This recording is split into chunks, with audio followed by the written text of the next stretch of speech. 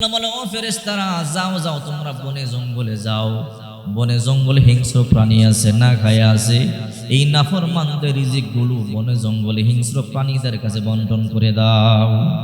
তখন এই রিজিকগুলো বন্টন করে দেওয়া হয় হিংস্র প্রাণীদের মধ্যে। বন জঙ্গলে প্রাণীদের মধ্যে রাসূল করিম সাল্লাল্লাহু আলাইহি ওয়াসাল্লাম বলেন, সকালের সময় বরকতপূর্ণ সময়। সাহাবায়ে কেরাম বলেন, আল্লাহর হাবিব আমাদেরকে যুদ্ধে যখন পাঠাইতেন সকালবেলা পাঠাইতেন। আল্লাহর হাবিব বলেন, সকালবেলার ব্যবসা করে, সকালবেলার ব্যবসার মধ্যে বরকত বেশি। সকালবেলার সময়টাই বরকতপূর্ণ সময়। দেখবেন গ্রাম এলাকার মধ্যে সকালবেলা বাজার জমে, বাজারের মধ্যে টাটকা মাছ পাওয়া যায়, টাটকা সবজি পাওয়া যায়। শহরে 10টা বাজে ঘুম থেকে জাগে, ঘুম থেকে জায়গা 11টায় বাজারে গিয়ে দেখে ভালো কিছু নাই, পচা মাছ। এই জন্য সকালবেলা ঘুম থেকে জাগবেন। যারা সকালবেলা ঘুম থেকে জেগে ফজরের নামাজটা জামাতের সাথে আদায় করে, দেখবেন মন দিল ফ্রেশ হয়ে যায়, তার চেহারা থেকে নূর চমকাইতে থাকে। কারণ সে আল্লাহর জিম্মায় চলে যায়। আল্লাহর জিম্মায় যে চলে যায়, আল্লাহ তাআলা সমস্ত বিপদ থেকে তাকে হেফাজত করবে। এই জন্য বলছিলাম 2 নাম্বার। 1 নাম্বার রিজিক বৃদ্ধির কারণ যারা মেহমানের কদর করে। যারা মেহমানের কদর করে না, মেহমানদারি করে না, পছন্দ করে না, তাদের রিজিক আল্লাহ কমায়া দেয়। 2 নাম্বার, যারা ফজরের নামাজ আদায় করে না, না করে ঘুমায়া থাকে, তাদের রিজিক আল্লাহ তাআলা কমায়া দেয়। 3 নাম্বার, যারা আসরের সময় ঘুমায়া থাকে, আসরের পর যারা ঘুমায় তাদেরও বরকত চলে যায়, তাদেরও রিজিক কমে যায়। বিশ্বনবী মুহাম্মদুর রাসূলুল্লাহ সাল্লাল্লাহু আলাইহি ওয়াসাল্লাম বলেন, তোমরা আসরের পর ঘুমাইবা না, জিকির আজকারে লিপ্ত থাকবা, তাসবিহ তাহলিলের মধ্যে লিপ্ত থাকবা, কোরআন তেলাওয়াতের মধ্যে লিপ্ত থাকবা। সাহাবায়ে কেরাম বলে, ইয়া রাসূলুল্লাহ, কারণটা কি? রাসূল করিম সাল্লাল্লাহু আলাইহি ওয়াসাল্লাম বলেন, আসরের সময় আল্লাহ তাআলা কিয়ামত ঘটাতে পারেন।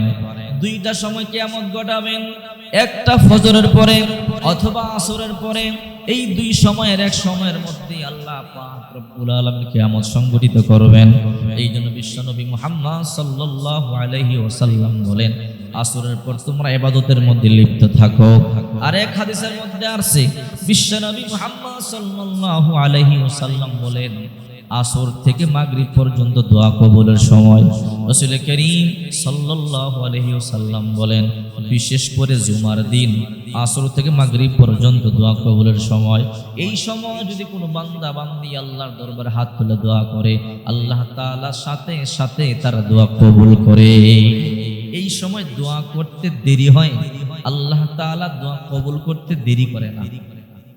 এরপরে 4 নাম্বার রিজিক কমে যাওয়ার কারণ হলো, বিশ্বনবী মুহাম্মদুর রাসূলুল্লাহ সাল্লাল্লাহু আলাইহি ওয়াসাল্লাম বলেন, লা তাদখুলুল মালাইকাতু বাইতান ফীহি কালবুন ওয়ালা সূরা। আল্লাহর হাবিব বলেন, যেই ঘরে কুকুর অথবা কোনো প্রাণীর ছবি থাকে, ওই ঘরে আল্লাহ পাকের রহমতের ফেরেশতারা প্রবেশ করে না। কুকুরের ছবি, যে ঘরে কুকুর থাকে, আহারে অনেকে বড় মোহাব্বত করে, বড় ভালোবাসে, কুকুর লালন পালন করে। অথচ আল্লাহর হাবিব বলেন, যে এই ঘরে কুকুর থাকে, ওই ঘরে আল্লাহ রহমতের ফেরেশতারা প্রবেশ করে না। হ্যাঁ, আপনার নিরাপত্তার জন্য, পাহারাদারির জন্য আপনি কুকুর পালন করতে পারেন, এতে কোনো বাধা নাই। কিন্তু যে ঘরে নামাজ পড়েন, যে ঘরে কোরআন তেলাওয়াত করেন, যে ঘরে জিকির আজকার করেন, ওই ঘরে আপনি কুকুরকে জায়গা দিবেন না। আল্লাহর হাবিব মুহাম্মদ সাল্লাল্লাহু আলাইহি ওয়াসাল্লাম বলেন, যেই ঘরে কুকুর থাকে, ওই ঘরে আল্লাহর রহমতের ফেরেশতারা প্রবেশ করে না। আল্লাহর হাবিব একদিন চিন্তিত। আম্মা জান উম্মে সালমা রাদিয়াল্লাহু তাআলা আনহা বলেন, ইয়া রাসূলুল্লাহ, আপনি চিন্তিত কেন? কারণটা কি? রাসূল করিম সাল্লাল্লাহু আলাইহি ওয়াসাল্লাম বলেন, উম্মে সালমা গো, 3 দিন আগে জিবরাইল আমার কাছে আসার কথা, 3 দিন হয়ে গেল, কেন আসে না? কারণটা তো বুঝলাম না, জিবরাইল কেন আসে না? টেনশনে পড়ে গেলাম।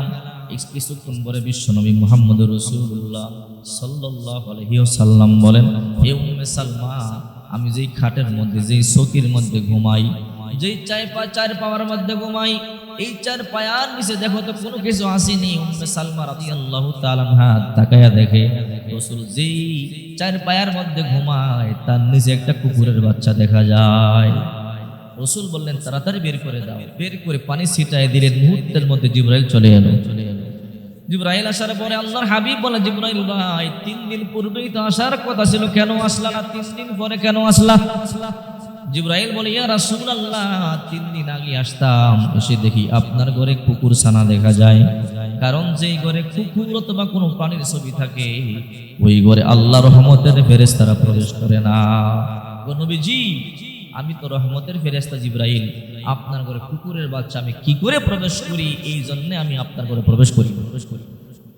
এই জন্য 5 নাম্বার, যেই ঘরে কোনো প্রাণীর ছবি থাকে, বিশ্বনবী মুহাম্মদুর রাসূলুল্লাহ সাল্লাল্লাহু আলাইহি ওয়াসাল্লাম বলেন, যেই ঘরে কোনো প্রাণীর ছবি থাকে ওই ঘরে আল্লাহর রহমতের ফেরেশতারা প্রবেশ করে না। অনেক সময় আমাদের ঘরের মধ্যে পশু পাখির ছবি আমরা টানায় রাখি। পশু পাখির ছবি আপনার ঘরে টানায় রাখবেন না। যদি পশু পাখির ছবি, কোনো প্রাণীর ছবি আপনার ঘরে আপনি টানায় রাখেন অথবা একে রাখেন, তাহলে মনে রাখবেন আপনার ঘরে রহমতের ফেরেশতা প্রবেশ করবে। এটা আমার কথা না, রাসূল করিম সাল্লাল্লাহু আলাইহি সাল্লাম নিজে বলেছেন, ওই ঘরে আল্লাহ রহমতের ফেরেশতারা কোনোদিন প্রবেশ করে না। যে ঘরে রহমতের ফেরেশতা প্রবেশ করবে না ওই ঘরের মধ্যে কিন্তু শান্তি আর রহমত বর্ষিত হবে না, অশান্তি লেগেই থাকবে। এই জন্য অনেকে আছে নিজের বাচ্চার ছবিটা টানায় রাখে, বাবার ছবি টানায় রাখে, মায়ের ছবি টানায় রাখে। রাখবেন না, অপ্রয়োজনীয় ছবি কখনোই টানায় রাখবেন না। হ্যাঁ, ছবি উঠাতে পারেন, চাকরির জন্য ছবির প্রয়োজন, ছবি উঠাবেন। ব্যবসার জন্য ছবি দরকার, ছবি উঠাবেন। হজে যাবেন, পাসপোর্ট করবেন, ছবি উঠাবেন, এতে কোনো আপত্তি নাই। কিন্তু অযথা ছবি ঘরের মধ্যে টানিয়ে রাখবেন না, তাহলে রহমতের ফেরেশতা আপনার ঘরে কোনোদিন প্রবেশ করবে না। 6 নম্বরে, যেখানে ওযু করেন সেই জায়গার মধ্যে প্রস্রাব করবেন না। ওযুর জায়গা, অনেক সময় ওযু যেখানে করেন, গোসল যেখানে করে সেখানে প্রস্রাব করেন। বিশ্বনবী মুহাম্মদুর রাসূলুল্লাহ সাল্লাল্লাহু আলাইহি সাল্লাম বলেছেন, তোমরা যেখানে ওযু করবে সেখানে প্রস্রাব করবে না। ওযুর জায়গার মধ্যে যদি প্রস্রাব করো তাহলে এটা মারাত্মক অপরাধ। বিশ্বনবী মুহাম্মদ সাল্লাল্লাহু আলাইহি ওয়াসাল্লাম বলেন, ওযুর জায়গার মধ্যে তোমরা কোনোদিন প্রস্রাব করবে না। এরপরে 7 নাম্বার হলো, কখনো আপনি দাঁত দিয়ে নখ কাটবেন না। দাঁত দিয়ে যদি নখ কাটেন আপনি হঠাৎ করে গরিব হয়ে যাবেন। এরপরে 8 নাম্বার, ফু দিয়ে কখনো বাতি নিভাবেন না। অনেকে ফু দিয়া বাতি নিভায়। এখন অবশ্য মোমবাতির চলন নাই, অথবা কুপি বা হারিকেনের চলন নাই। আগে ফু দিয়ে নিভাইতে। ফু দিয়ে যদি বাতি নিভানো হয় তাহলে এটা ঠিক নয়। 9 নাম্বার, কখনো দাঁড়িয়ে দাঁড়িয়ে পানি পান করবেন না। দাঁড়িয়ে দাঁড়িয়ে পানি পান করা সুন্নাতের খেলাফ। রাসূল করিম সাল্লাল্লাহু আলাইহি ওয়াসাল্লাম দাঁড়িয়ে দাঁড়িয়ে পানি পান করতে নিষেধ করেছেন। দাঁড়িয়ে দাঁড়িয়ে পানি পান করবেন না। 10 নাম্বার, পরনের কাপড় দিয়ে মুখ মুছবেন না। অনেকে খাবার খাইয়া যে কাপড় পরে আছে সেই কাপড় দিয়ে মুখ মুছে ফেলে। এই কাজগুলো কখনো করবেন না। ইসলাম পবিত্রতা, পরিচ্ছন্নতা পছন্দ করে। আত-তুহুর শাতরুল ঈমান, পবিত্রতা, পরিচ্ছন্নতা এটা ঈমানের একটা অংশ। এই জন্য বিশেষ করে মা বোনদেরকে বলবো, মা বোনেরা রান্না বান্না করে হাতের মধ্যে একটু ময়লা লাগলে এটা নিজের পরনের কাপড় দিয়ে মুছে ফেলে। এই কাজগুলো করবেন না। পরিষ্কার থাকবেন, পরিচ্ছন্ন থাকবেন। যদি আপনি পরিষ্কার থাকেন, পরিচ্ছন্ন থাকেন, আল্লাহ সন্তুষ্ট হয়। আর আল্লাহ তাআলা সন্তুষ্ট হইলে আপনার কপাল খুলে গেল। অপবিত্র কখনো থাকবেন না। অপবিত্র থাকলে শয়তান আসর করে, শয়তান আক্রান্ত করে ফেলে। এই জন্য রাসূল বলেন, আল wudu সিলাহুল মুমিন, ওযু মুমিনের অস্ত্র, হাতিয়ার। আপনি ওযু অবস্থা থাকবেন। ওযু অবস্থা থাকলে কখনো শয়তান আপনাকে ঘায়েল করতে পারবে না।